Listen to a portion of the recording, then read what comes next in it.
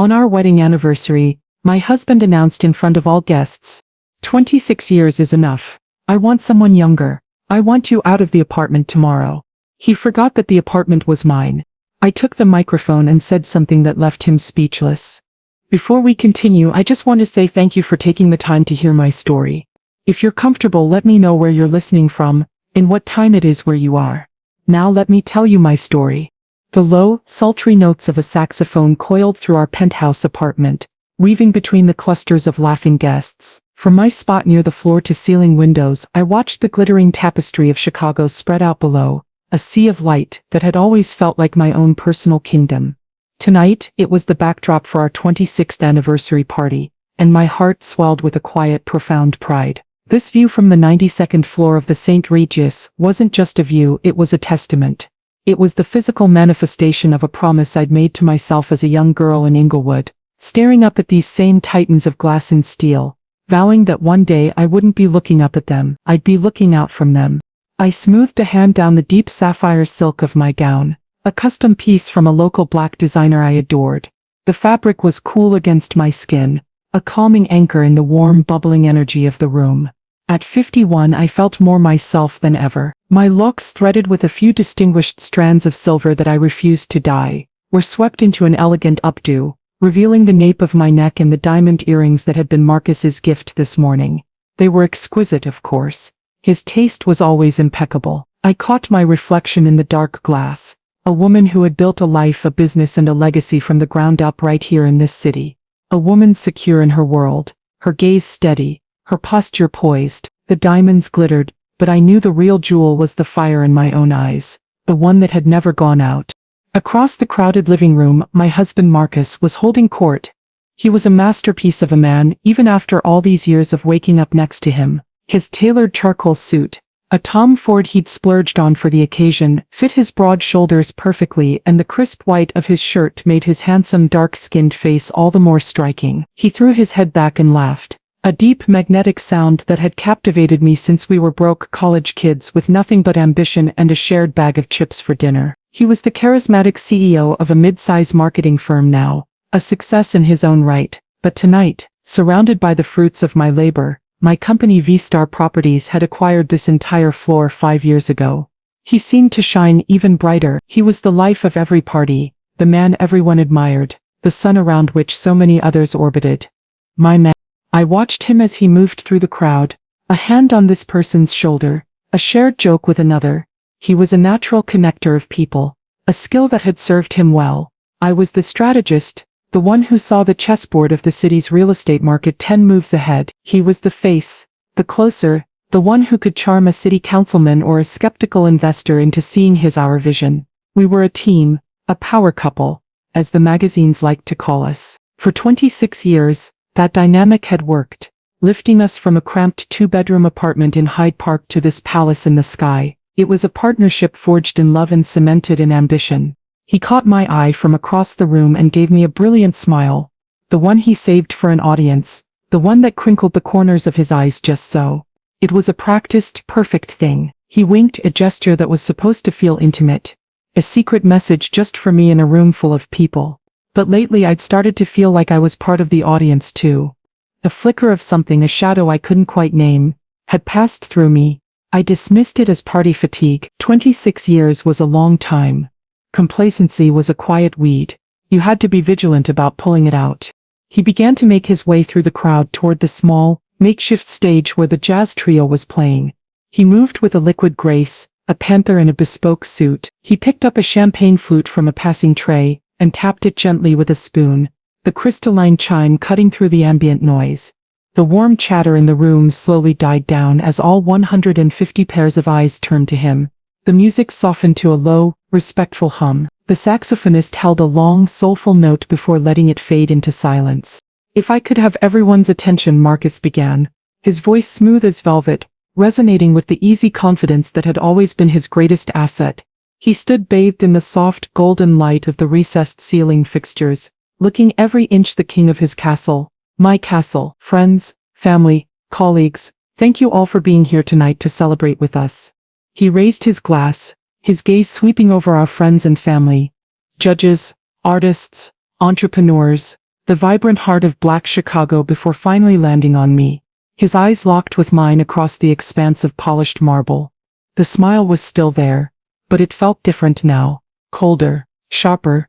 It was a mask, and for the first time I felt a genuine chilling dread, wondering what was behind it. "To my beautiful wife Vivian," he said, his voice ringing with a sincerity that must have sounded genuine to everyone else. "The woman who has stood by my side for 26 incredible years. The bedrock of my life. The mother of our amazing children." Our son and daughter were in New York and London respectively, pursuing their own dreams, but their photos were everywhere, smiling down on the scene. "We've built an empire together, a life beyond our wildest dreams." He took a step closer, his eyes still fixed on me. The air grew thick with anticipation. Everyone was expecting a heartfelt tribute, a renewal of vows, a declaration of enduring love. I braced myself for it, ready to play my part, to smile and blush and accept the accolades for a partnership I had poured my soul into. I saw the camera flashes from the society photographer we'd hired. This moment was being documented, immortalized. But the look in Marcus's eyes wasn't love. It was something else entirely. It was the cool, dispassionate look of an executioner. The silence in the room was absolute, a heavy blanket woven with the collective anticipation of our guests.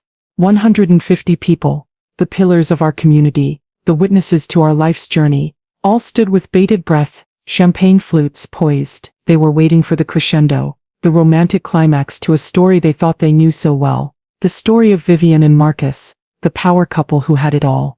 I stood rooted to my spot by the window, the city lights a dizzying unfocused blur behind me. My husband's gaze held me captive, and the warmth of the room seemed to leach away, replaced by an encroaching Arctic cold.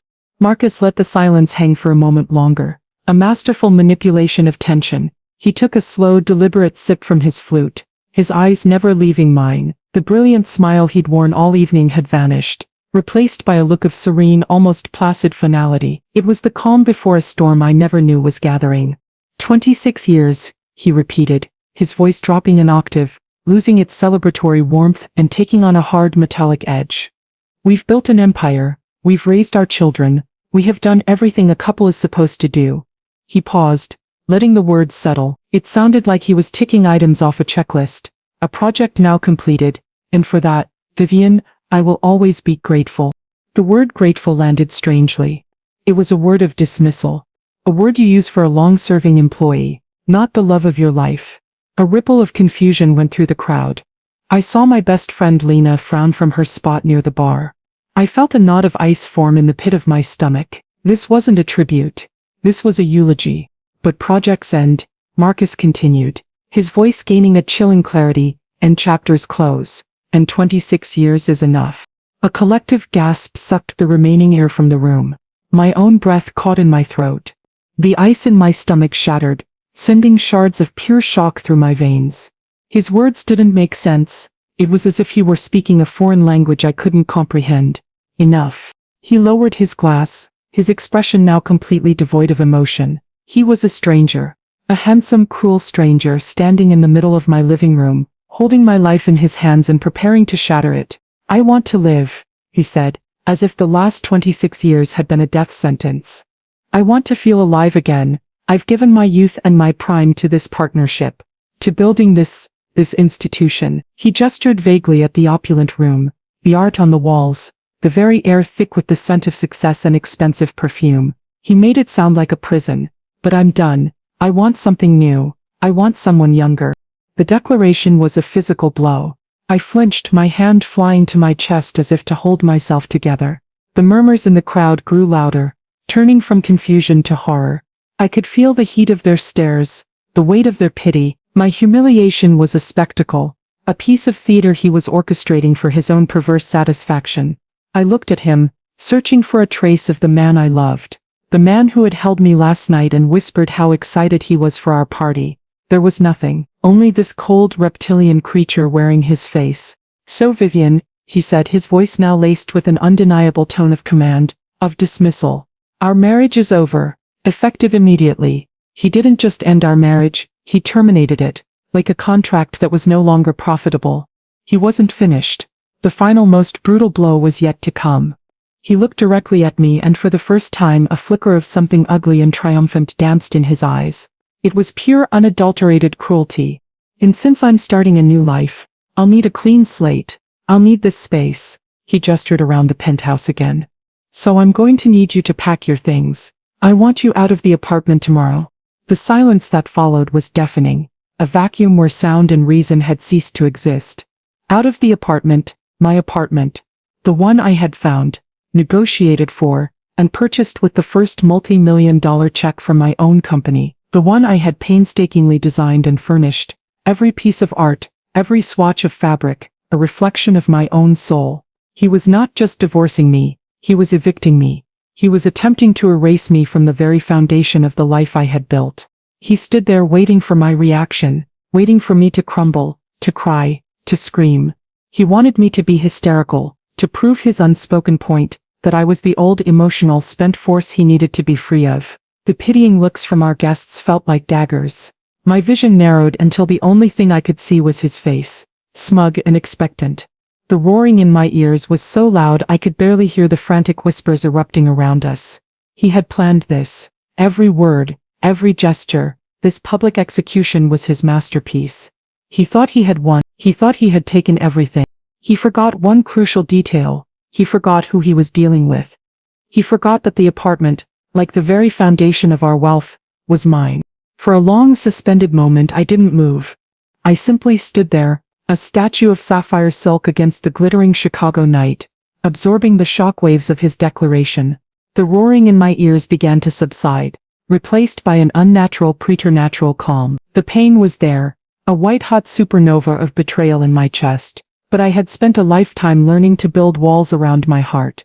It was a survival mechanism honed in boardrooms and back-alley negotiations, a skill I never dreamed I'd have to use in my own living room. The CEO inside me, the woman who had clawed her way to the top of a male-dominated industry, was taking over. She was shutting down the weeping wife and activating the warrior. Marcus was still standing on the makeshift stage, a smug, self-satisfied smirk just beginning to touch the corners of his lips. He was waiting for the tears. He was expecting a scene. He had cast me as the tragic, hysterical older woman, and he was ready for me to play my part. I looked past him, at the faces in the crowd. I saw pity, horror, and in some a morbid, ravenous curiosity. They were all witnesses to my supposed downfall. Slowly, deliberately, I pushed myself away from the window. I placed my untouched champagne flute on a nearby table with a soft, definitive click. Every eye in the room followed my movements. I began to walk toward the stage. My steps were not hurried or frantic. They were measured, even. The train of my gown whispered across the marble floor, the only sound in the cavernous, silent room. With each step I could feel the shock transforming into something else, something cold and hard and powerful. It was the icy resolve of a woman who had just been handed a declaration of war.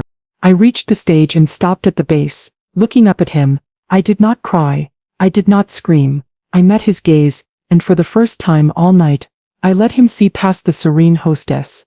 I let him see the steel. I saw a flicker of surprise in his eyes, a momentary confusion that I wasn't following his script. "May I asked, my voice quiet but carrying the authority of a queen in her own court. I gestured toward the microphone in his hand. He hesitated, a brief flash of uncertainty crossing his handsome features. To deny me the mic would look petty, would disrupt the image of the magnanimous man moving on with his life. He handed it to me, his fingers brushing mine. His skin felt cold. I took the microphone and turned to face our guests. I didn't look at Marcus. He was no longer the main character in this drama. He was a footnote. "Good evening, everyone," I began, my voice as smooth and calm as if I were opening a charity gala. "I'd like to thank you all for coming tonight to celebrate this occasion." A few guests let out nervous, uncertain laughs, and I'd like to thank my husband Marcus for his candor. I let the word hang in the air, heavy with unspoken irony. I turned my head slightly, my gaze finally falling upon him. It's true that 26 years is a long time.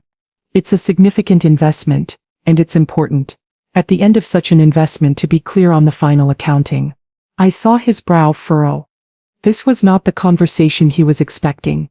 "Marcus mentioned that he wants me out of this apartment by tomorrow," I continued, turning back to the stunned crowd. "And I can appreciate his desire for a clean slate. It's a beautiful home after all. The views are unparalleled. The amenities are world-class. It was a rather challenging acquisition, actually. Took me 6 months of negotiation with the developers back in 2018. I paused, letting the implications sink in. The use of the word me was deliberate. A precise surgical strike. He seems to have forgotten a small but rather critical detail in his announcement. I took a deep breath, preparing to deliver the killing blow. He seems to have forgotten that he doesn't own this apartment. In fact, his name isn't on the deed, the title or any of the associated paperwork. This penthouse, along with the 2 commercial units on the floor below us, was not purchased by us. It was purchased by and is legally owned in its entirety by a private corporation. I let that statement settle, watching as comprehension dawned on the faces of our friends who were familiar with my business structures. That corporation, I said, my voice dropping to a cool, clear and utterly merciless tone, is V-Star Properties, and I am its sole shareholder and CEO. The silence was broken by a single sharp gasp from somewhere in the crowd. Marcus's face had gone from smug to confused, to ashen. The blood drained from his face, leaving his dark skin with a gray, sickly pallor. He finally understood. So while I appreciate your announcement, Marcus, I said, looking directly at him now, the microphone held loosely at my side, I'm afraid I have to decline your generous offer to vacate my home. However, you did bring up an important point about new beginnings and clean slates. I raised the microphone to my lips one last time. To that end, I'd like to make my own announcement. The security protocols for this residence, including all keycards and access codes, are scheduled for a system-wide update. That update will take place tonight, at midnight. So Marcus, I concluded, my voice utterly devoid of malice, a simple statement of fact, I suggest you have your things packed, because as of 12:01 a.m. your access to this building will be permanently revoked. The aftermath of my counter-announcement was not an explosion, but an implosion. Marcus's carefully constructed reality, his vision of a triumphant new beginning, collapsed in on itself in a matter of seconds. He stood there on the stage, speechless, the microphone hanging uselessly in his hand before he let it clatter to the floor. The sound echoed in the stunned silence. His face was a grotesque mask of disbelief, fury and, for the first time in the 26 years I had known him, pure unadulterated panic. He had been so focused on his public execution of me that he had never once considered I might hold the literal keys to the kingdom.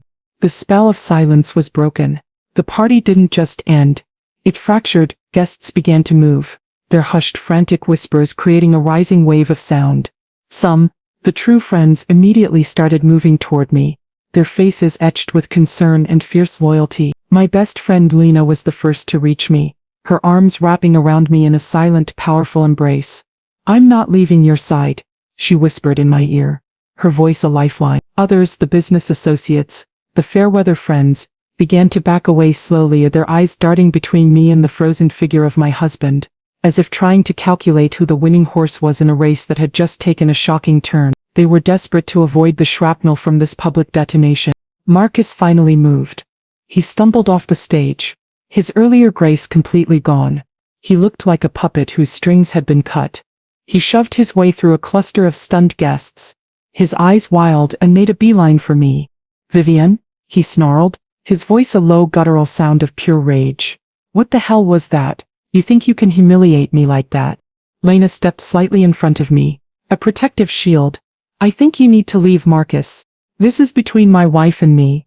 He shot back, his gaze locked on me. We'll talk about this in the morning. In private. I almost laughed. The audacity, the sheer unmitigated gall of the man. After that public spectacle, he thought he could demand a private audience. There is nothing to talk about, Marcus, I said, my voice as cold and hard as the diamonds at my ears. I believe I was perfectly clear. You have. I glanced at the custom watch on my wrist. Another anniversary gift from a happier year. Less than 2 hours to remove your personal effects from my property. I suggest you start with the contents of your closet. His jaw clenched, a muscle twitching violently in his cheek. He saw the finality in my eyes. He saw that the Vivian he thought he could discard like an old suit was gone, replaced by the CEO of V-Star Properties, a woman who did not make idle threats. He opened his mouth to say something else, but no words came out. He was defeated. Utterly and completely. With a final look of venomous hatred, he turned on his heel and stormed toward our bedroom wing, slamming the door behind him with enough force to rattle a nearby sculpture on its pedestal. The exodus began in earnest. People came up to me offering quiet words of support, squeezing my hand, their eyes full of a mixture of shock and admiration. The society photographer, bless his opportunistic heart, was still snapping pictures, no longer capturing a celebration but the dramatic conclusion of a dynasty. I didn't care. Let them document it. Let the world see what happens when a black woman is underestimated. My sister Denise called, her voice frantic. Viv, I'm getting texts from a dozen people. What is going on? I'll call you back, Dee, I said, my voice steady. But the short version is, I'm getting a divorce. Within an hour the apartment was empty save for Lena, my security chief, and me. The jazz trio had packed up. The catering staff was clearing away the last of the canapes and abandoned champagne flutes, and the remnants of a party lay scattered like debris after a hurricane. I could hear Marcus in the bedroom, the angry sounds of drawers being yanked open, of things being thrown into a suitcase. At precisely 11:45 p.m. my head of security, a formidable ex-cop named Frank, approached me. Ma'am, the system is ready for the reset, just need your authorization. Proceed, Frank, I said. A few minutes later, Marcus emerged from the bedroom pulling a large rolling suitcase and carrying a garment bag. He didn't look at me. He walked straight to the front door, his face a thunderous mask. He paused with his hand on the handle. You'll regret this, Vivian, he said, his voice low and menacing. The only thing I regret, Marcus, I replied, not even bothering to turn around, is not changing the locks sooner. He wrenched the door open and walked out. It closed behind him with a soft final click. I listened to the sound of his suitcase wheels fading down the private hallway toward the elevator. And then, there was silence. The deep, profound silence of a life that had just been irrevocably severed. I stood there, in the middle of the wreckage of my party, in the heart of my magnificent empty penthouse, and finally allowed myself to feel the full weight of the past 3 hours.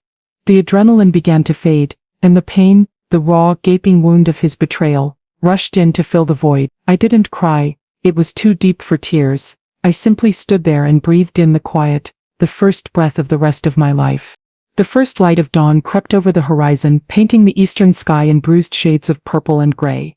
I hadn't slept. After Lena had finally gone home, promising to call every hour, I had spent the night walking the silent expanse of my penthouse. I moved from room to room, touching the surfaces of my life as if seeing them for the first time. The cool, veined marble of the kitchen island where Marcus and I had shared countless late-night conversations. The soft, worn leather of the armchair in the library where he used to read the paper every Sunday morning. Each object was a ghost, a memory now tainted by the ugliness of his betrayal. The silence was no longer peaceful. It was a roaring void where 26 years of shared history used to be. The grief was a physical weight, a crushing pressure on my chest that made it difficult to breathe. But beneath the grief, a different feeling was beginning to stir. A cold, clear-eyed anger. It wasn't the hot, messy rage of a woman scorned. It was the focused, methodical fury of a CEO who has just discovered a catastrophic breach in her organization. Marcus hadn't just betrayed our marriage. He had threatened my stability, my home. He had declared war on me in front of my entire world. And if there was one thing I knew how to do, it was strategize for war. As the sun climbed higher, casting long shadows across the Persian rug, I walked into my home office. This was my sanctuary, my command center. The walls were lined with custom-built shelves holding architectural awards and leather-bound copies of property laws. A massive, polished mahogany desk dominated the center of the room, its surface clean and organized save for 3 monitors displaying real-time market data. This room was where I had built my empire. It was time to assess the damage. I sat down in my high-backed leather chair, the familiar creak a small comfort in the unsettling newness of my life. I wasn't ready to deal with the emotional fallout yet. That would come later in waves I knew would threaten to drown me. For now I needed to focus on what I could control. I needed data. I needed facts. I needed to understand the full scope of what had just happened. My first instinct was to dive into my finances. Not because I was worried about money itself. V-Star Properties was a fortress. But because money tells a story, it leaves a trail. I wanted to see the story of our final months together, written in the cold hard language of numbers. I logged into the secure portal for my primary business account, the main artery of my company, through which millions of dollars flowed each month for acquisitions, payroll, and operating costs. Marcus had been a signatory on this account. It had been a gesture of trust, a symbol of our partnership, a symbol of my naivete. I now realized. My eyes scanned the transaction ledger, my mind automatically sorting debits and credits, a rhythm as natural to me as breathing. Payroll went out yesterday, as scheduled. A payment to a construction vendor was pending. A deposit from a commercial lease had cleared. Everything looked normal. Routine. I scrolled back through the past few weeks. Standard operating procedure. My shoulders began to relax slightly. Perhaps his betrayal, as deep and personal as it was, had been confined to our marriage. Perhaps he hadn't been foolish enough to poison the well from which he drank so freely. And then I saw it. It was a single line item from 3 days ago. A wire transfer. My eyes focused on the amount. And my breath hitched. My heart, which had been beating a slow, heavy rhythm of grief, began to hammer against my ribs. The number was staggering. 7 figures, a massive unauthorized withdrawal that had gone to a recipient I didn't recognize, an entity called Thorn Consolidated Holdings LLC. I clicked on the transaction details, my hand trembling slightly. The authorization for the transfer had been done digitally, by Marcus. 3 days before he publicly blew up our lives, he had quietly siphoned a fortune out of my company. The cold anger I'd felt earlier solidified into a diamond-hard certainty. This wasn't a crime of passion. This wasn't a man having a midlife crisis who fell for a younger woman. This was a calculated, premeditated heist. His public humiliation of me wasn't just an act of personal cruelty. It was a smokescreen, a diversion designed to throw me into emotional chaos while he made off with the money. He expected me to be a weeping, hysterical mess for weeks, too broken to notice the hole in my accounts until it was too late. I leaned back in my chair, the leather groaning in protest. The view of the city, once a symbol of my success, now seemed to mock me. He had been planning this for weeks, maybe months. The younger woman, the public declaration, the demand for me to leave the apartment. It was all a carefully orchestrated play. And this wire transfer was the final act, the one he thought would happen off stage in the dark where no one was looking. I stared at the name on the screen, Thorn Consolidated Holdings. The name Thorn rang a distant bell. A name from a business deal years ago, a rival I had bested. The pieces were swirling, not yet connected, but forming a dark, ominous pattern. The betrayal wasn't just infidelity, it was a conspiracy. My husband, the man I had shared my bed and my life with for nearly 3 decades, had conspired to steal from me, to cripple the company I had bled for. The grief was still there, a dull, throbbing ache, but now it had a companion, a cold, quiet, and utterly lethal rage. I picked up my phone. I didn't call my lawyer. Not yet. I called the one person I knew, who could navigate the dark, complicated world of financial warfare with the same ruthless precision that I brought to real estate. The one person who would take this betrayal as personally as I did. My finger hovered over the contact name, and then I pressed it. "Denise," I said when she answered, my voice steady, betraying none of the seismic shock I was feeling. "I need you. Something is very, very wrong." Denise answered on the second ring, her voice already sharp with concern, stripped of any morning grogginess. "Viv, I was about to call you. I've had my phone on silent. What in God's name happened? My group chat is a 5-alarm fire." My younger sister Denise was my opposite in almost every way. Where I was measured and calm, she was a whirlwind of kinetic energy. Where I built my empire in the tangible world of brick and mortar, she built hers in the ethereal realm of data and code. She was a forensic accountant, one of the best in the country, a digital bloodhound who could sniff out a single falsified decimal point in a mountain of code. She'd made a name for herself working on some of the biggest corporate fraud cases in the nation, and now ran her own highly successful consultancy from her home base in Atlanta. She was brilliant, relentless, and fiercely, terrifyingly loyal. "I'm sending you a plane ticket," I said, my voice flat. I was already typing on my keyboard, pulling up my travel account. "I need you here. In Chicago." "Book it," she replied without a moment's hesitation. "But talk to me, Viv. Are you okay?" Lena texted me the basics. "That son of a bitch did what?" The raw, unfiltered rage in her voice was a strange comfort. She was feeling the anger that I was still keeping locked behind a wall of methodical calm. "It's worse than that, did?" I said, my gaze fixed on the incriminating line item on my monitor. "He didn't just leave me, he robbed me." I explained the wire transfer. I read her the amount, the date, and the name of the recipient, Thorn Consolidated Holdings. For a moment, there was silence on the other end of the line. It was the longest I'd ever known Denise to be quiet. When she spoke again, her voice had lost all its sisterly warmth. It was the voice she used when she was on the hunt.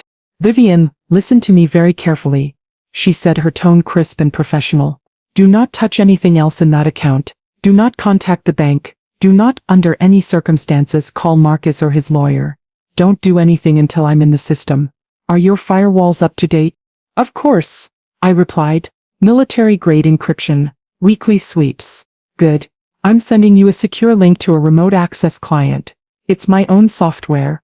Install it. It will give me a ghost presence on your network. I'll be able to see everything you see, but my digital footprint will be untraceable. I'll be on a plane in 3 hours, but the investigation starts right now." A few seconds later, an encrypted email appeared in my inbox. I followed her instructions, my fingers flying across the keyboard. As the software installed, a small discrete icon appearing in the corner of my screen, I felt the first glimmer of something other than despair. I felt the stirrings of a fight. I was no longer alone in my silent glass-walled fortress. My sister was with me, her digital presence a silent promise of retribution. "I'm in," she said, her voice clear through my computer's speakers now. She had patched herself into my office system. "Okay, I see the transaction. Thorn Consolidated Holdings. I'm running it now through the public databases. Incorporated in Delaware 6 months ago. Standard stuff for a shell. Okay, this is interesting. The registered agent is a law firm known for specializing in discrete high-risk corporate structures." I watched, mesmerized, as my own screen came to life, controlled by her invisible hand. Windows opened and closed, with dizzying speed. Lines of code scrolled past. She was moving through the labyrinth of public records and financial databases with the ease of a master. "He was sloppy, Viv," she murmured, more to herself than to me. "Arrogant men are always sloppy. They think they're too smart to get caught." "What do you see?" I asked, leaning forward, my eyes glued to the screen. "I see a pattern," she said, her voice tight with focus. "This wasn't a one-and-done transfer. It was the big one, the exit withdrawal. But he's been testing the system for months. Look." She pulled up a different account, a subsidiary holding company for one of my smaller commercial properties. She highlighted a series of smaller withdrawals over the past year. 5,000 here, 10,000 there, all disguised as legitimate business expenses, consulting fees, vendor payments, marketing services. They were small enough to fly under the radar of a standard audit, but added up to a significant 6-figure sum. "He was practicing," I whispered, the cold reality of his long-term deception washing over me. "He was testing the security protocols, seeing what he could get away with." "Worse than that," Denise said grimly. "He was funding his escape plan with your money, building a nest egg right under your nose. This main transfer, the big one, that was for the final buyout. He wasn't just leaving with a little walking around money. He was trying to buy into something big. Something with Thorn." The name again. "Thorn. Denise, who is Thorn?" I asked, the name scratching at the edges of my memory. "I'm working on it," she said. "But first things first, we need to lock everything down. I'm going to create a new set of admin credentials for you and only you. We're cutting Marcus out of the entire digital infrastructure of V-Star. Effective immediately, he'll go to log in this morning from whatever hotel he's staying at, and he'll find that he no longer exists." For the first time since Marcus had taken that stage, a small grim smile touched my lips. The image of his arrogant face contorting in confusion and impotent rage, as he was met with a wall of access-denied messages, was a small satisfying balm on my wounded soul. "Do it," I said. The next hour was a masterclass in digital warfare. Denise moved through my company's network like a phantom, changing passwords, revoking permissions, and building new firewalls. It was a silent, bloodless coup. We were taking back my kingdom, one line of code at a time. The grief was still a heavy cloak I couldn't yet shed, but now it was mingled with the fierce protective pride of a queen reclaiming her throne. The fight had begun, and with my sister as my general, I knew it was a fight I would not lose. By the time Denise's flight touched down at O'Hare, our digital fortress was secure. Marcus was completely locked out. Any attempt he made to access company servers, bank accounts, or even his old corporate email would be met with a silent, impenetrable wall. It was a small victory, but it felt monumental.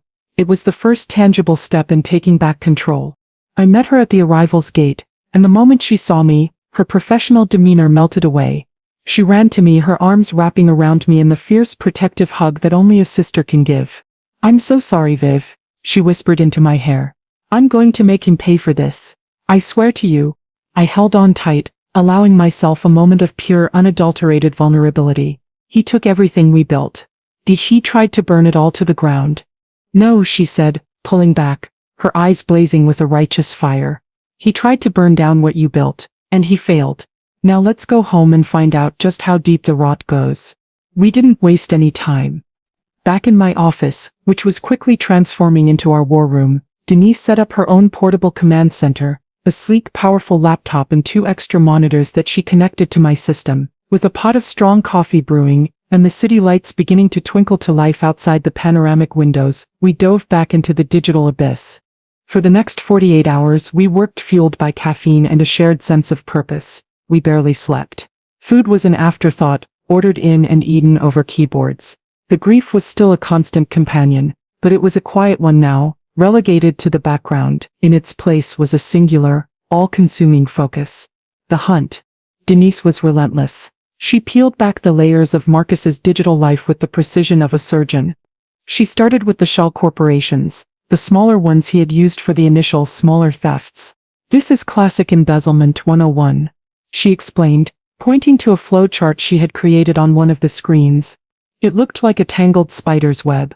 He creates a fake vendor, Apex Strategic Consulting, and invoices V-Star for services never rendered. He as a signatory approves the payment. The money goes from your main account to the Shell Corp's account, which he controls. Then he kicks it to a personal account under a different name. It's clean, it's simple, and it's a felony. She uncovered 3 such entities, all with generic, important-sounding names, all linked to bank accounts that Marcus had opened using a post office box in a different state. The total amount he had siphoned this way over the past 18 months was just shy of $200,000. It was a staggering sum, but it was pocket change compared to the multi-million-dollar transfer to Thorn Consolidated. The small thefts were his seed money, Denise surmised, her fingers flying across her keyboard. He was funding his lifestyle with his new woman, building a war chest for his exit, but Thorn Consolidated, that's the endgame. That's the big score. She dedicated herself to cracking open the Thorn LLC.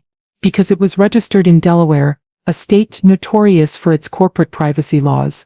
Getting information was like trying to break into Fort Knox. But Denise had her ways. She had a network of contacts, ethical hackers and disgruntled clerks who owed her favors. Every digital wall has a crack, she murmured, her eyes narrowed in concentration as she worked. You just have to know where to press. She found the crack. It was a small overlooked filing in a different state, a secondary registration for Thorn Consolidated that had been required for a minor transaction. This filing, less protected than the Delaware one, listed the names of the primary officers. Gotcha, Denise whispered, a triumphant, predatory smile spreading across her face. She highlighted 2 names on the screen. The first was Marcus. He was listed as a minority partner. The second name made my blood run cold. Robert Thorn. The name instantly clicked into place, bringing with it a flood of unpleasant memories. Robert Thorn was a real estate developer, a ruthless old money competitor from my early days. He was everything I wasn't, born into wealth, dismissive of newcomers and openly disdainful of a black woman encroaching on his territory. We had gone head-to-head on a massive downtown development deal nearly a decade ago. It was a brutal, ugly fight, and I had won. I hadn't just outbid him, I had outmaneuvered him, outsmarted him, and publicly humiliated him in the process. He had never forgiven me. I hadn't heard his name in years, assuming he had faded into obscurity. But he hadn't faded. He had been waiting, and he had found the perfect weapon to use against me. My own husband. My God, I breathed. The full scope of the conspiracy finally taking shape. This was never just about Marcus leaving me for a younger woman. Never, Denise confirmed, her expression grim. This was a corporate takedown, a revenge plot. Thorn couldn't beat you in the boardroom, so he came at you through your bedroom. He found your weak point. Marcus, my husband, my partner. He had been my greatest vulnerability all along. He had allowed a business rival to turn him, to use him as a Trojan horse to destroy me from the inside. His pride, his ego, his constant simmering resentment at living in the shadow of my success. Thorn had seen it, and he had exploited it masterfully. The affair, the public divorce, the theft, it was all part of a single devastatingly coordinated attack designed to cripple my company and leave me in ruins.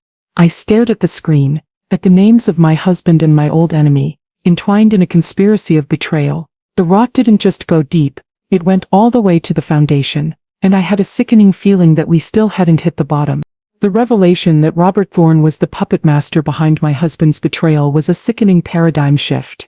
It recontextualized everything. Every recent argument, every dismissive comment from Marcus about my work, every time he'd called me obsessed with my business, it was all part of the narrative Thorne had likely fed him. A narrative where Marcus was the underappreciated genius and I was the overbearing workaholic he needed to escape from.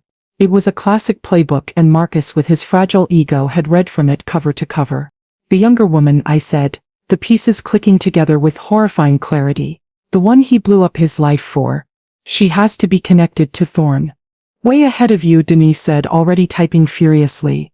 Let's find out who Marcus has been spending his stolen seed money on.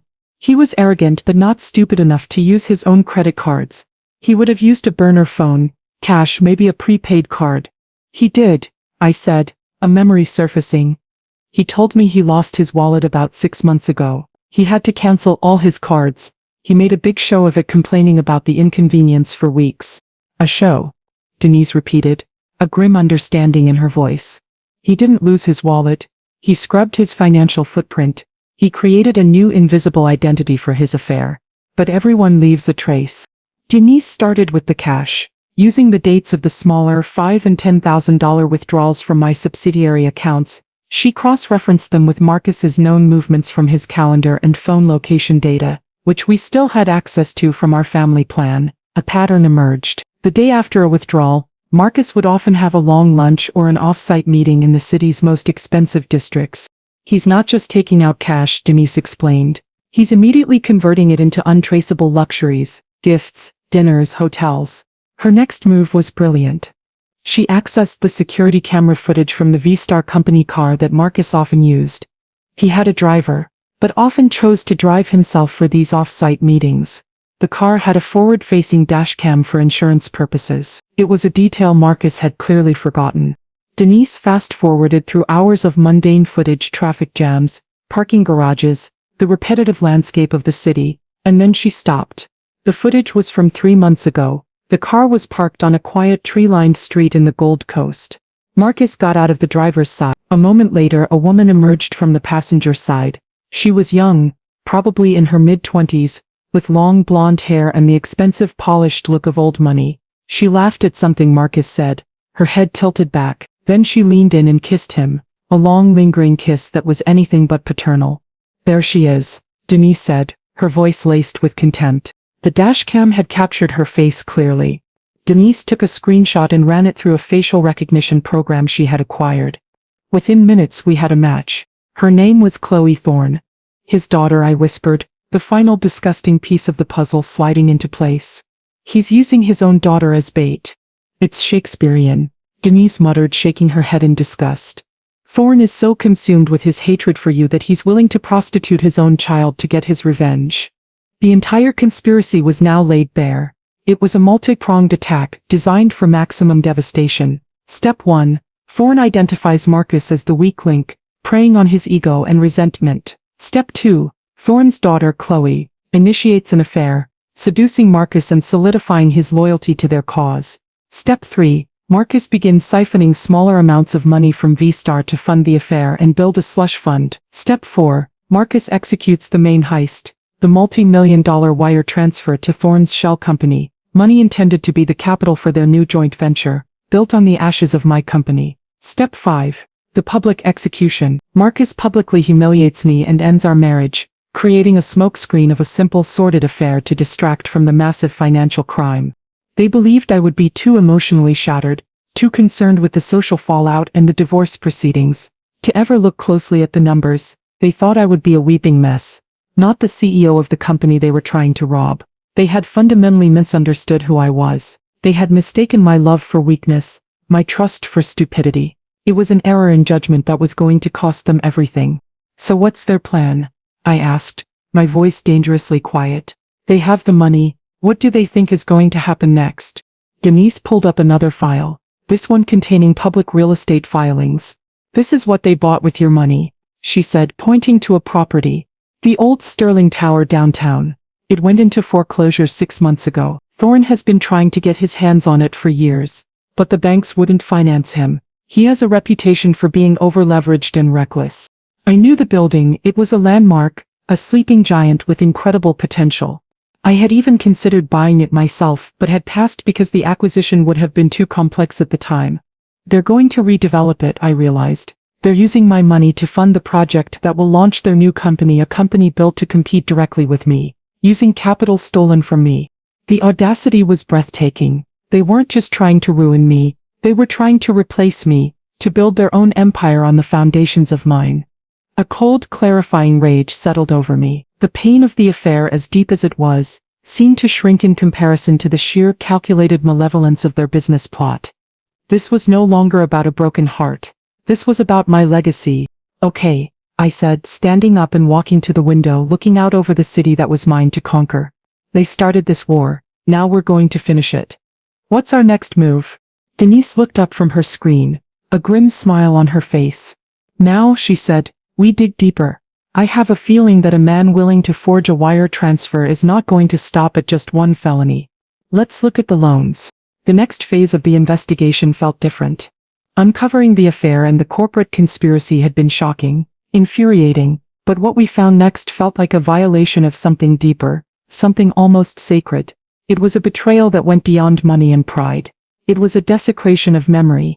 If Marcus was willing to forge a digital authorization for a wire transfer, he's probably forged your signature on paper somewhere. Denise reasoned. Digital forgeries are easier to trace. A good pen and ink forgery can be much harder to dispute without the original document. Let's look at any major financial transactions that required a wet signature in the last 2 years. She began pulling up the records for V-Star's lines of credit, acquisition loans, and refinancing agreements. My signature was on dozens of them, a familiar confident scrawl that had secured hundreds of millions of dollars in deals over the years. We spent hours poring over digital copies of the documents, comparing the signatures to a sample of my own that I scanned for Denise. Nothing here, she said after several hours, rubbing her tired eyes. These all look legitimate. The timestamps match your calendar. These are deals you definitely oversaw. I felt a sliver of relief. Perhaps he had only been brave enough to steal digitally. Wait, Denise said suddenly, her voice dropping. What's this? It's not a V-Star account. It's a loan against a property held by a different entity. The Eleanor Vance Trust. My blood turned to ice. Eleanor Vance was my mother's name. My mother had been my inspiration, my guiding star. A brilliant, hard-working woman who had run her own small accounting business for Black-owned businesses on the South Side. She had taught me everything I knew about numbers, about integrity, and about the importance of owning your own success. She died of cancer 12 years ago, but her legacy was the bedrock upon which I had built my life. The Eleanor Vance Trust was not a business entity. It was a private trust I had established years ago. It held only one asset, but it was the most important asset in my entire portfolio, more valuable to me than the penthouse, more than any skyscraper. It was the first commercial property I had ever bought, a small historic brownstone in Bronzeville. I had bought it with the inheritance my mother left me and had lovingly restored it. It wasn't a major source of income, but it was the heart of my empire. On the front of the building, a polished bronze plaque read the Eleanor Vance Building. It housed a non-profit incubator for young Black entrepreneurs, a project I funded personally in my mother's honor. It was sacred ground. Denise, I whispered, my voice trembling for the first time. What are you seeing? Viv, there's a loan, a massive one, she said, her own voice thick with disbelief. Someone took out a $2 million loan against the building. It was dispersed 6 weeks ago. That's impossible, I said, shaking my head. That building is owned outright. There's no mortgage. It's protected in the trust. I'm the sole trustee. A loan like that would require my signature. In person. In front of a notary. Denise was silent for a moment. Then she clicked a link.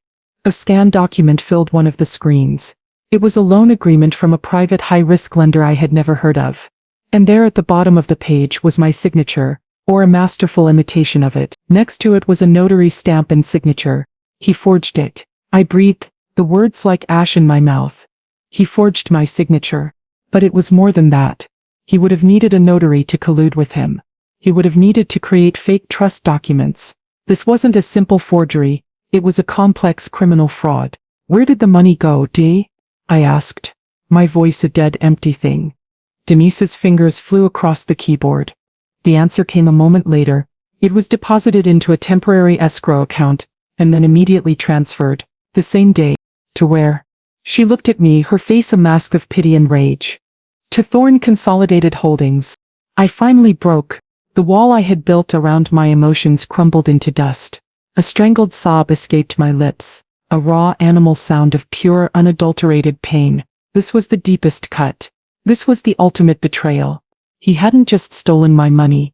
He hadn't just cheated on me. He had taken my mother's legacy, the one pure, untouchable thing in my life. And he had sold it to my enemy. He had used the memory of my mother to fund his new life, to finance the very weapons being used to destroy me.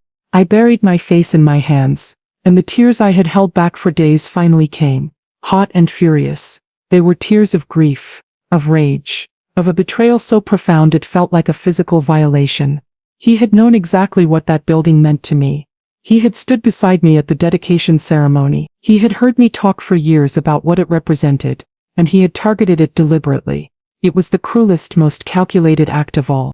Denise was by my side instantly, her arms around my shaking shoulders. "We're going to get it back, Viv," she said, her voice a fierce, unwavering promise. "We're going to get it all back, and we are going to bury them." I wept until I had no tears left. And when I was done, when all the grief and pain had been purged in that storm of sorrow, something else remained. It was the cold, hard, and utterly unforgiving core of my will. The CEO was back. The warrior had returned. But the war was no longer just about business. It was no longer just about justice. It was personal. He had come for my mother's house. I was going to come for his soul. The tears stopped as abruptly as they had begun. When I lifted my head from my hands, my face was wet, my eyes were raw, but my expression was one of absolute chilling resolve. The grief had been a wildfire, burning through the last vestiges of the woman I used to be, the trusting wife, the hopeful partner. Now, in the ashes stood something new, something harder, colder, and infinitely more dangerous. "Get me everything," I said, my voice hoarse but steady. "I don't want to just win, I don't want to just get my money back. I want to obliterate them. I want to dismantle their lives, their reputations, and their futures so completely that the name Thorn becomes a cautionary tale and Marcus becomes a synonym for fool." Denise looked at me, a flicker of concern in her eyes, but it was quickly replaced by a grim nod of understanding. She had seen me negotiate before. She knew what I was capable of when I was pushed. This was no longer damage control. This was a declaration of total war. My home office was no longer a place of business. It became our command center, our war room. The emotional storm had passed, leaving behind the focused electric calm of a team with a singular critical mission. We moved one of the large whiteboards from the V-Star conference room into the office. On it, Denise began to map out the entire conspiracy in excruciating detail. It was a terrifying mural of deceit. At the center were two names, Marcus and Robert Thorn. Branching off from them were LLCs, bank account numbers, dates of transfers, and names of co-conspirators, like the notary who had rubber-stamped the fraudulent loan. We pinned up photos, the dashcam shot of Chloe Thorn, a corporate headshot of her father, and a candid photo of Marcus from our last vacation, a smiling, handsome liar. Seeing them all together, their connections drawn in stark black marker, stripped the situation of its emotional power and transformed it into a complex problem with a series of solvable steps. Our days fell into a new rhythm. We woke before dawn, worked for 18 hours straight, and collapsed into beds in the guest wing for a few hours of restless sleep, before starting all over again. The outside world ceased to exist. Our world was the data on our screens, the connections on the whiteboard, and the quiet, simmering rage that fueled us. "The loan is our leverage," Denise explained, pacing in front of the whiteboard, a red marker in her hand. "The wire transfer is corporate embezzlement, and prosecutors can be slow to move on that. But this," she tapped the section detailing the fraudulent loan on the Eleanor Vance building, "is bank fraud. It's a federal crime. And it's clean, simple, and undeniable. We have the forged document. We can prove you were not present. This is the dagger we can use to kill them quickly." Our strategy shifted from defense to offense. We were no longer just gathering evidence for a divorce settlement. We were building a criminal case. Denise used her contacts to run a deep background check on the notary, a man named Philip Easton. He had a history of disciplinary actions and a gambling problem. He was a weak link susceptible to pressure. She also found the private lender who had issued the loan. It was a predatory firm with a reputation for not asking too many questions as long as the collateral was solid. They were likely victims in this, but their sloppy due diligence was another weapon in our arsenal.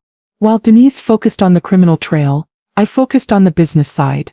I did a deep dive into Robert Thorne's entire portfolio. I analyzed his debts, his assets, his business partners. I read every article ever written about him, every interview, every public filing. I wanted to understand not just his finances but his psychology. His ego was his Achilles heel. His desperation to reclaim his status after I had bested him years ago had made him reckless. I discovered that the Sterling Tower project, the one he and Marcus were funding with my money, was a house of cards. They had the initial capital from my stolen funds, but they were massively over-leveraged. They were counting on securing a second, much larger round of financing from a major international bank to actually complete the redevelopment. Without that second round, the project would collapse, and they would lose everything, including my $2 million. The final piece of our plan began to form. It was audacious, risky, and utterly ruthless. "We can't just go to the authorities," I told Denise late one night, looking at the complex web on the whiteboard. "Not yet. If we do, the money will be frozen in litigation for years. Thorne and Marcus will declare bankruptcy. We'll get some of it back, eventually, but they'll escape total ruin. I want more than that.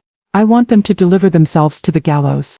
Denise stopped typing and looked at me, a slow, dangerous smile spreading across her face. "An ambush," she said, catching on immediately. "A public one," I confirmed. "We'll use their own greed against them. We will construct a trap so perfect, so irresistible that they will walk into it willingly, and we will make sure that when the trap springs, there are witnesses." For the first time in what felt like a lifetime, I felt a surge of adrenaline, the familiar thrill of a high-stakes deal about to go down. The grief was still there, a scar on my soul that would never fully fade, but I would not let it define me. Marcus and Thorne had tried to write the ending to my story. They had cast me as the victim, the tragic figure left with nothing. They were about to find out that I was the one holding the pen, and I was about to write them an ending they would never forget. The plan was a masterwork of psychological warfare, designed to prey on their two greatest weaknesses, their greed and their arrogance. They believed I was emotionally crippled, a broken woman licking her wounds in her glass tower. They had read the society pages, which were still buzzing with gossip about the divorce of the decade. They would be expecting me to be irrational, desperate, and most importantly, financially vulnerable. We would not disabuse them of that notion. We would feed it. The first step was to initiate contact. This had to be handled perfectly. I couldn't call Marcus directly, it would look too emotional, too weak. The communication had to come from my lawyer, and it had to be steeped in the language of defeat. I met with my attorney, a sharp, no-nonsense woman named Carol, and laid out the entire situation. I didn't give her the full plan, not yet. I simply told her about the fraudulent loan and the connection to Marcus and Thorne, framing it as a devastating blow that had put V-Star in a precarious position. Carol, bless her litigious heart, was ready to file a dozen lawsuits on the spot. "Hold off," I told her, holding up a hand. "I don't want to fight them in court for years. I want to handle this quickly. I want you to reach out to Marcus's lawyer. Tell him we know about the loan. Tell him we are prepared to pursue criminal charges, but that I'm willing to consider a settlement to avoid a public messy trial that would destroy what's left of our family's reputation." Carol raised a skeptical eyebrow. "Vivian, you hold all the cards. Why would you offer to settle?" "Because," I said, leaning forward, "you are going to tell them that the loan has triggered a liquidity crisis at my company. You will explain that my primary lenders are spooked, and they're threatening to call in my other loans unless the $2 million deficit is resolved immediately. You will tell them I am, for all intents and purposes, financially crippled and desperate." A slow smile spread across Carol's face. She understood. She was a chess player too. "You are going to propose a settlement meeting," I continued. "At that meeting, in exchange for them clearing the fraudulent loan and returning a portion of the stolen funds, I will sign a non-disclosure agreement and agree to transfer ownership of 2 smaller debt-free properties to Thorne Consolidated to make up for their trouble. You will make it sound like the desperate last-ditch effort of a woman trying to save her company from total collapse. The properties I chose were real valuable assets from my portfolio. The offer had to be legitimate enough to be irresistible. To a man like Thorne, the idea of getting his hands on 2 prime pieces of Chicago real estate for pennies on the dollar, while also legally silencing the woman he'd just robbed, would be too good to pass up. It was the ultimate victory lap. Carol drafted the letter. It was a work of art, full of phrases like untenable financial position, desire to avoid further scandal, and mutually beneficial resolution. It painted me as a woman on the ropes, ready to trade her future for a quick and quiet exit. We sent it, and waited. The silence was deafening. For 2 days we heard nothing. I felt a pang of anxiety. Had we miscalculated? Had we overplayed our hand? "They're talking to their lawyers," Denise said confidently, not looking up from her screen where she was monitoring their digital communications through back channels. "I didn't ask about. They're vetting the offer, looking for the catch, but their greed will win. Thorne can't resist a deal like this." She was right. On the third day, Carol received a response from Marcus's attorney. They accepted the proposal. They wanted a face-to-face meeting to sign the settlement papers. They suggested a neutral location. Carol, on my instructions, pushed back. "Miss Vance is in no position to be seen in public right now," she wrote. "She insists the meeting take place in the V-Star boardroom. It's the only place she feels secure." It was a calculated risk. Holding the meeting on my home turf could spook them. But it was also a power play disguised as a weakness. A frightened animal retreats to its lair. They would see it as further proof of my fragile state. More importantly, it meant we could control the environment completely. We could rig the room with cameras and microphones. We could control who was in the building. They agreed. The meeting was set for Friday at 10 a.m. in my boardroom. The bait was set. The trap was laid. The lions, smelling blood in the water, were coming to the kill. They thought they were coming to witness my final surrender. They had no idea they were walking into their own execution. The days leading up to the meeting were a blur of meticulous preparation. I was no longer a grieving wife. I was a producer, a director, and the star of the most important performance of my life. The morning of the meeting, the air in the penthouse was still and charged, like the moment before a lightning strike. I stood in front of my walk-in closet, not seeing the rows of designer suits and dresses, but seeing a battlefield. My choice of attire was not about fashion. It was about armor. I chose a simple, impeccably tailored black dress. It was severe, elegant, and projected an aura of somber capitulation. I wore minimal makeup and pulled my locks back into a tight, low bun. My only jewelry was my simple wedding band, which I had not yet taken off. It was a prop, a symbol of the broken past I was supposedly mourning. I had to look like a woman in defeat, a queen who had lost her kingdom. Downstairs, in the V-Star corporate offices, Denise and my security chief, Frank, were making the final preparations. The boardroom was on the 89th floor, a magnificent space with a 20-foot-long mahogany table and a wall of glass offering a breathtaking view of Lake Michigan. It was a room designed to intimidate, to project power. Today it would be a cage. Denise had overseen the installation of 3 microscopic, high-definition cameras, all feeding to a secure server. One was positioned to get a wide shot of the room, another focused on the head of the table where I would sit, and the third was aimed directly at the 2 chairs where Marcus and Thorne would be seated. The audio recording system was state-of-the-art, capable of picking up a whisper. My staff had been given the day off under the pretense of a system-wide network upgrade. The floor would be empty, silent, except for us. At 9:30 a.m., our other guests began to arrive. They did not come through the main lobby. They came through a private service elevator, escorted by Frank. The first was David Chen, a senior investigator from the state's Financial Crimes Unit. He was a quiet, unassuming man whose sharp, intelligent eyes missed nothing. Denise had presented him with a summarized ironclad file of our findings, the forgery, the bank fraud, and he had immediately understood the gravity of the situation and the unique opportunity our ambush presented. The second was Maria Flores, a Pulitzer Prize-winning financial journalist from the Chicago Tribune. She was a shark, known for her relentless investigative work that had brought down 2 corrupt CEOs. I had given her the exclusive on the condition that she hold the story until after the arrests were made. The promise of witnessing the entire takedown in person was a scoop she couldn't resist. They were sequestered in the adjoining conference room, where a live feed from the boardroom cameras was displayed on a large monitor. They would be our silent, invisible witnesses. At 9:55 a.m. the receptionist on the ground floor called up. "Mr. Marcus Vance and Mr. Robert Thorne are here for their 10 a.m. meeting with Miss Vance." My heart gave a single hard thud against my ribs. "Send them up," I said, my voice perfectly calm. I walked into the boardroom and took my seat at the head of the table. "Carol, My lawyer sat to my right, a stack of settlement documents neatly arranged in front of her. The room was silent, save for the faint hum of the air conditioning. I smoothed the front of my dress and folded my hands on the polished table, assuming a posture of weary resignation. The elevator chimed. And a moment later, the double doors of the boardroom opened. Marcus and Robert Thorne walked in. They were a vision of arrogant triumph. Both were dressed in expensive, perfectly tailored suits, their shoes gleaming under the recessed lighting. Thorne, a man in his late 60s with a mane of silver hair and a cruel, thin-lipped smile, surveyed the room as if he already owned it. His eyes lingered on the view, a greedy, possessive glint in them. Marcus looked different. The last time I had seen him, he was a man in a panicked rage.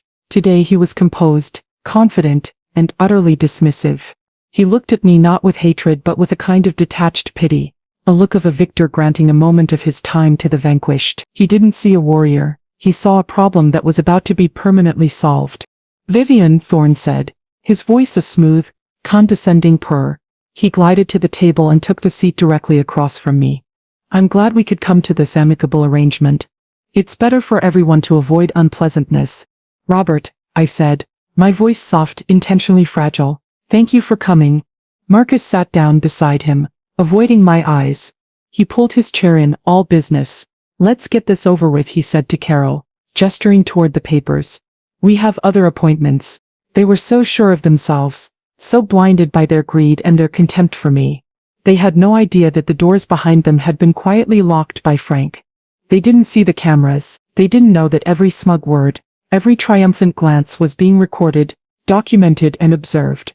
They had walked into the lion's den, believing the lion had no teeth left.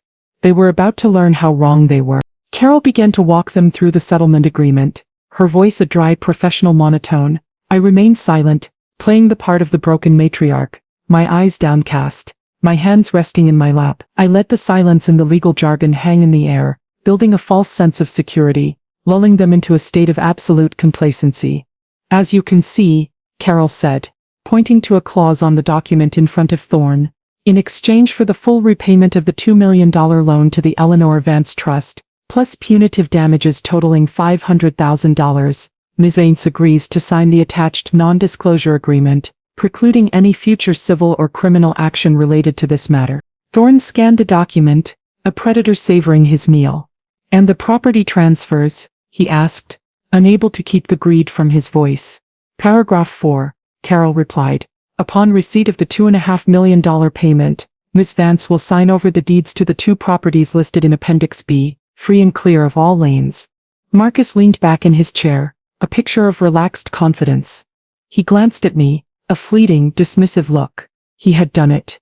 He had successfully traded his old life for a new one, and he was even getting a golden parachute on his way out. "It all seems to be in order," Thorne said, picking up the expensive fountain pen he had placed on the table. "Shall we sign and get the transfer initiated?" This was the moment. I lifted my head slowly, my gaze meeting Thorne's. I let the fragile, defeated mask I was wearing fall away. My expression hardened, my eyes turning to chips of ice. "No," I said. My voice was no longer soft. It was clear, cold, and resonant with an authority that made both men pause. "I don't think we'll be signing anything today. In fact, I think there's been a misunderstanding." Thorne's smile faltered. He placed the pen down. "A misunderstanding, Vivian. The terms are quite clear." "Oh, the terms I'm about to lay out will be crystal clear," I replied. I reached under the table and pressed a small discrete button.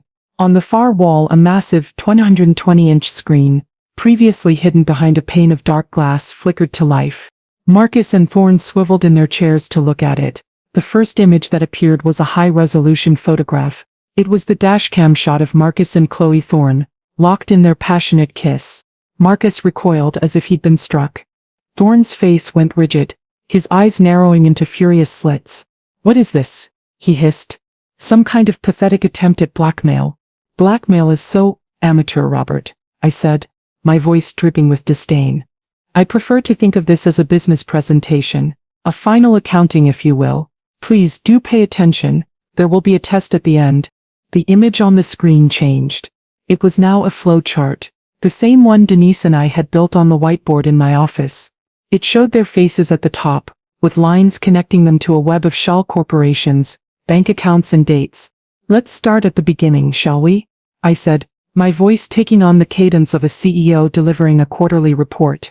It began 18 months ago with the establishment of 3 shell corporations. The names Apex Strategic Consulting, Pinnacle Group, and Horizon Ventures appeared on the screen, along with the bank statements showing the smaller siphoned payments. Marcus's face had gone from confident, to shocked, to a pale sickly green. He was staring at the screen, at the irrefutable proof of his petty thefts, all laid out for his new partner to see. That was the seed money, wasn't it, Marcus? I asked, my voice deceptively sweet. Just a little something to fund your new relationship. The screen switched back to the photo of him kissing Chloe. Thorne shot a look of pure venom at Marcus. It was clear this was a level of deceit he hadn't been fully aware of. He thought he was in business with a partner. He was starting to realize he was in business with a common thief. But that was just the appetizer, I continued, my gaze shifting to Thorne. The main course was far more ambitious. The screen changed again, now displaying the forged loan document for the Eleanor Vance building. My real signature appeared next to the forged one. The difference is highlighted in bright, damning red. The notary's name and photograph were displayed, along with a summary of his gambling debts. Bank fraud, I stated, the words dropping like stones into the silent room. A federal offense, carries a sentence of up to 30 years. I checked. Thorne's composure finally cracked. He slammed his hand on the table. This is inadmissible. It's slander. Your lawyers will be very busy, I interrupted calmly. I pressed the button again. The screen now showed a timeline of the $2 million loan. It showed the money going into the escrow account, and then directly to Thorne Consolidated. Then it showed the purchase agreement for the Sterling Tower. You used a fraudulent loan, secured against a property dedicated to my mother's memory, to purchase your new little project, I said, my voice dropping to a low, dangerous whisper. You see, Robert, you didn't just make this a business dispute, you made it personal. They were both speechless, staring at the screen, at the complete, detailed anatomy of their crimes. They were trapped, and they knew it. The triumphant predators who had walked in an hour ago were now cornered, terrified animals. So no, I said, standing up to my full height, leaning my knuckles on the polished table. We will not be signing this settlement. There will be no property transfer. There will be no quiet exit. This is not a negotiation. I looked from Marcus's terrified face to Thorne's enraged one. This, I said with chilling finality, is a prosecution. And on that cue, the double doors to the adjoining conference room opened. Investigator David Chen and the journalist Maria Flores stepped into the boardroom. The flash of her camera was like a lightning strike, illuminating the looks of pure horror on their faces. The ambush was complete. The moment Investigator Chen and Maria Flores entered the room, the atmosphere shifted from a hostile corporate confrontation to a crime scene. The click and flash of Maria's camera was a punctuation mark at the end of Marcus and Thorne's reign of arrogance. It was the sound of their downfall being immortalized. Investigator Chen, though unassuming in his simple suit, carried an aura of absolute authority. He didn't rush. He walked calmly to the head of the table, his eyes scanning the two men, his expression unreadable. Maria moved like a ghost around the room, her camera capturing every detail, the damning evidence still displayed on the giant screen, the scattered settlement papers that were now a monument to their failed coup, and most importantly, the shattered expressions on the faces of Marcus and Thorne. Robert Thorne? Marcus Vance? Investigator Chen said, his voice quiet but firm. I'm Investigator David Chen with the State Financial Crimes Unit. He held up his badge, a flash of gold that seemed to suck all the remaining courage out of the room. Thorne, ever the fighter, tried to bluster his way out. Investigator, there has been a grave misunderstanding. He began, his voice a strained, wheezing version of its former confident purr. This is a private business dispute, a domestic matter twisted by a vengeful woman. He gestured toward me, his hand trembling with rage. I didn't react. I simply stood, a silent, watching sentinel, letting him dig his own grave deeper. Sir, Chen said, his voice cutting through Thorne's tirade with chilling politeness. What I see on that screen is a prima facie case of bank fraud, wire fraud and conspiracy. The evidence appears to be quite thorough. He glanced at me with a flicker of professional appreciation before turning his attention back to them. Marcus, in contrast to Thorne, had completely deflated, the color had drained from his face, leaving him looking old and gaunt. He stared at me, his eyes wide with a dawning, desperate plea. It was a plea for mercy, for a memory of the 26 years we had shared. He was looking for the wife he had discarded, hoping she still existed somewhere inside the cold, calculating CEO who had just destroyed him. He found nothing. The well of my compassion for him had run dry, leaving nothing but a barren, rocky landscape. "This is a setup," Thorne shouted, his voice cracking. He pointed a shaking finger at me. "She lured us here under false pretenses." "Did she?" Chen asked calmly. He turned to Carol. "Was there any promise made to your client's counselor, other than a meeting to discuss a potential settlement?" "None whatsoever," investigator Carol said, her voice crisp. "My clients came here of their own free will to finalize a deal they themselves proposed in response to our initial offer. The trap had been legally sound. There was no entrapment, no coercion, only their own boundless greed leading them to the slaughter. The presentation wasn't over. I had saved the most damning evidence for last." I gave a slight nod to Denise, who was watching from the control room. "There's one more thing I think you should hear, investigator," I said. The large screen flickered, and the flowchart was replaced by an audio file player. A soundwave graphic pulsed as a recording began to play. The audio was crystal clear, captured by a device Denise had acquired. It was Marcus's voice, recorded 2 weeks earlier. "Don't worry about Vivian," his voice echoed through the boardroom. "She'll be a mess for months. By the time she even thinks to look at the financials, the money will be clean, and the Sterling Tower will be ours. She's emotional. She doesn't have the stomach for this kind of fight anymore." Then came Thorne's voice, smug and guttural. "Just make sure she signs the papers. Once she signs, she has nothing. The old bitch won't know what hit her." The recording continued, a sickening back and forth of two men plotting, gloating, and underestimating the woman they planned to ruin. They discussed the forgery in detail, laughing about how easy it had been. They talked about Chloe's role, praising her for handling Marcus so effectively. Hearing his own words, his casual, cruel dismissal of me was the final, merciful severing of any lingering emotional tie I had to the man I once loved. He wasn't just a cheater or a thief, he was a monster. When the recording ended, a profound, tomb-like silence filled the room. Marcus had slumped in his chair, his face buried in his hands. A broken man, Thorne was pale, his lips moving but no sound coming out. He knew, with the certainty of a man watching his own guillotine descend, that it was over. There was no escape. There was no legal loophole. There was only the stark, ugly truth, broadcast in high-fidelity audio. "Investigator." Chin nodded slowly. "Thank you, Miss Vance. I believe we have everything we need." He looked at Marcus and Thorne, his expression no longer unreadable. It was now one of cold, professional disgust. "Gentlemen," he said, his voice leaving no room for argument, "I think it's time we continued this conversation downtown." The presentation was complete. Their ruin was absolute. Investigator Chen didn't need to raise his voice.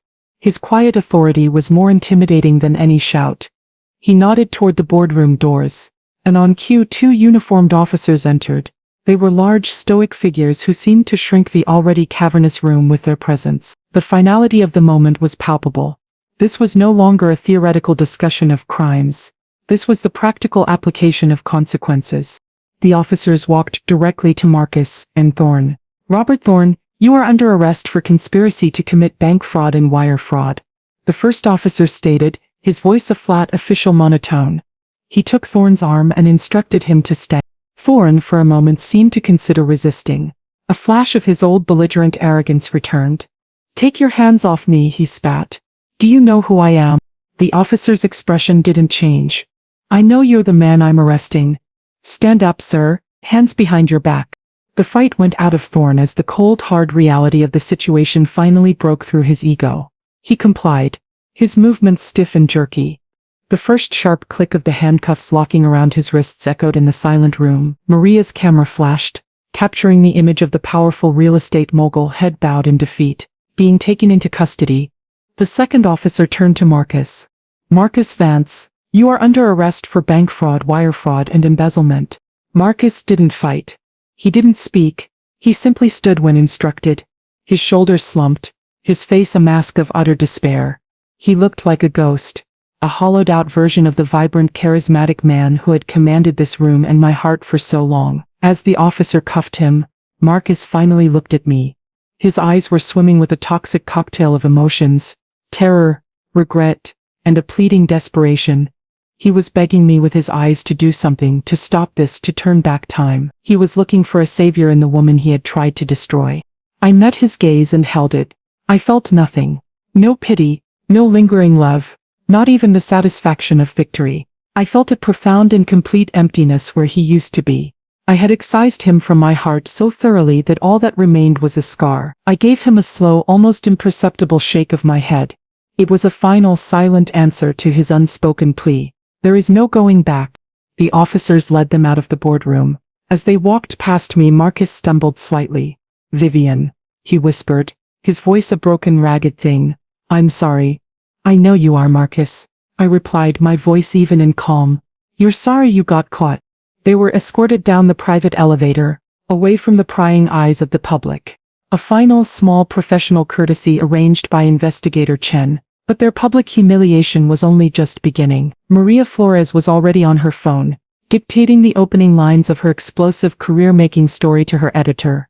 By the evening news, their faces would be everywhere, not as titans of industry but as common criminals. When they were gone, an incredible silence descended upon the boardroom. The tension that had been building for weeks finally dissipated, leaving behind a strange, quiet calm. I walked to the floor-to-ceiling window and looked out at the vast, indifferent expanse of Lake Michigan. It was over. Investigator Chen came to stand beside me. "That was impressively done, Ms. Vance," he said, a note of genuine admiration in his voice. "You handed us a case on a silver platter. I don't like leaving things to chance." "Investigator," I said, my eyes still on the horizon. "We'll be in touch regarding the next steps," he continued. "Restitution, testimony, but the hard part is over. For you at least. For them it's just beginning." He and Carol exchanged information, and then he too was gone. Maria Flores gave me a nod of profound respect. "Thank you for the exclusive, Vivian. This is a story that needed to be told." Then she left, rushing back to her newsroom to detonate the bomb I had handed her. Finally I was alone with Denise, who had emerged from the control room, her face glowing with triumphant exhaustion. She came and stood next to me, wrapping an arm around my shoulders. "We did it. Viv," she said softly. "You did it, Dee," I corrected her.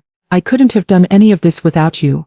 We stood there for a long time, watching the boats on the lake, two sisters against the world. The war was won.